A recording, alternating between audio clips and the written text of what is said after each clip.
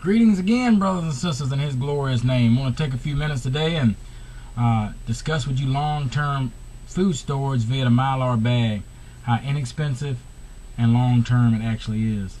Me and the kids spent about 2 hours today, two and a half hours, and we bagged 200 pounds of flour and 150 pounds of pancake waffle mix. And I'm getting ready to show you here the steps involved.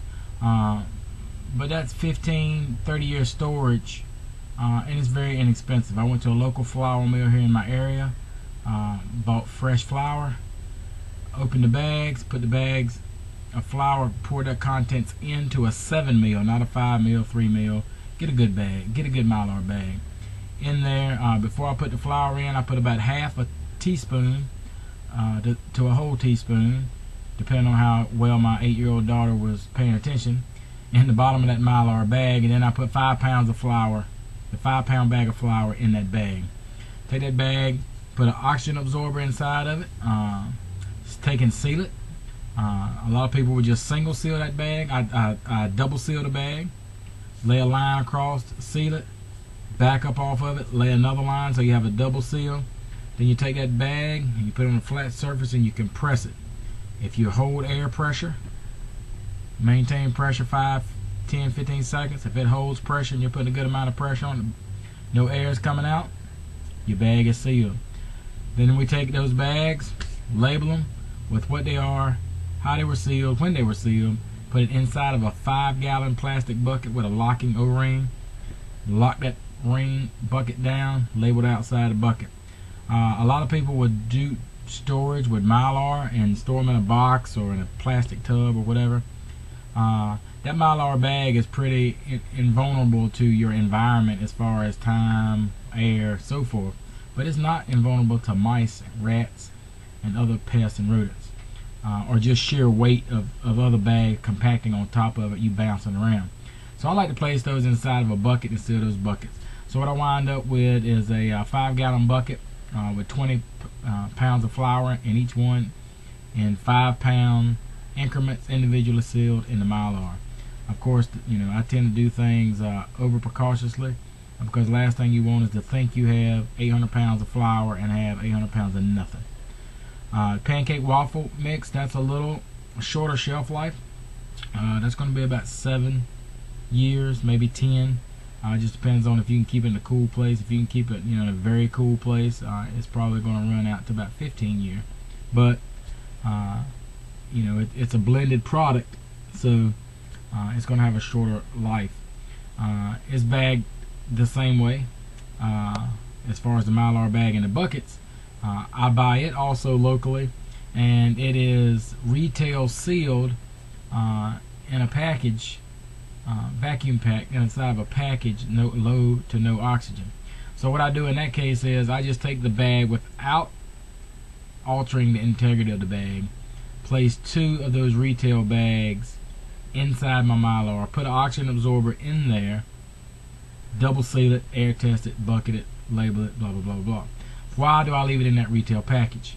Alright, leave it in a retail package. That retail package is a factory seal, well done. I check it for compression before I put it inside, so it's good to go from the plant.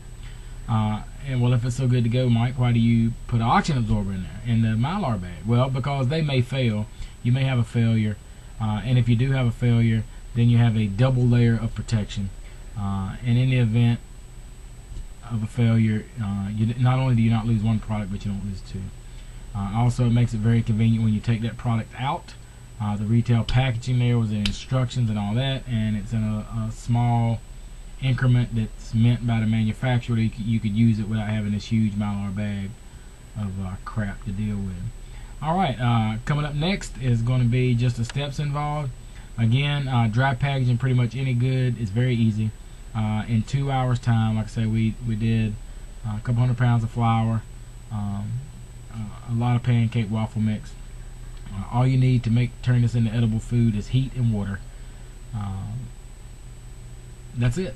So I encourage you to take steps, prepare for times of adversity. Some people think maybe apocalypse or zombie invasion, or who knows, whatever. But I can promise you, at some point in your life, you're gonna run into some adversity. It may be a layoff. You may have a family member that's laid off. You may get in a situation where, due to weather or other man-made circumstances, you're not able to get your hands on food. And so during these times when food is plentiful and your money is plentiful, let me repeat that, because I don't care who you are. If you're listening to me, this applies to you. Your food is plentiful and your money is plentiful. How can you say that, Mike? Well, I can say that because if you're watching me on front of a computer and you're in the United States of America, then food is plentiful. If you are destitute and have no cash, then you have food stamps. And I encourage you to provide provision for your long-term food needs, regardless of what your income level or resource level is. Now, granted, if you are making $155,000 a year, then maybe in the course of 2 or 3 months, you can have 2 years, 3 years, 4 years worth of food for you, your family, your neighbors stored up, and it's all going to be the Cadillac version of expensive foods.